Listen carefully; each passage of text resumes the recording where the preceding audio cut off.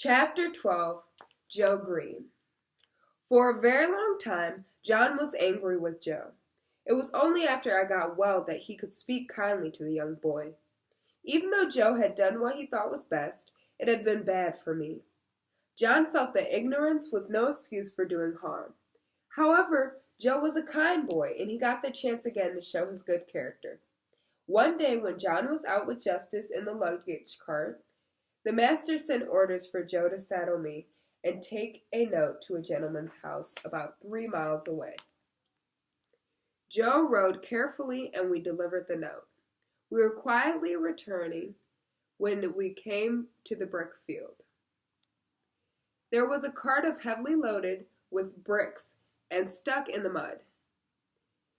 The carter was shouting and whipping 2 horses, trying to get them to pull a cart out. The horses were working as hard as they could, but the cart was just too heavy. "Hold on," Joe screamed. "I'll help you. Please don't whip the horses any more." "Mind your own business, and I'll mind mine," said the carter. Joe turned me around, and we rode to the house of Mr. Clay, the master brickmaker. We were both angry and wanted to make it there fast, so we rode very hard. When we arrived, Joe jumped down and knocked at the door. Mr. Clay came out, and Joe told him his story.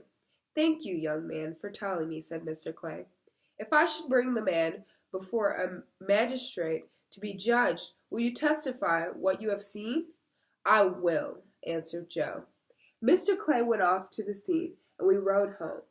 Joe told John all about the event, and John was very pleased. "You did right, my boy," he said.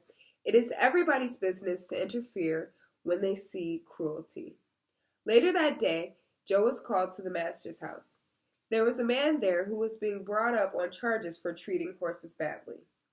Joe was needed to give evidence.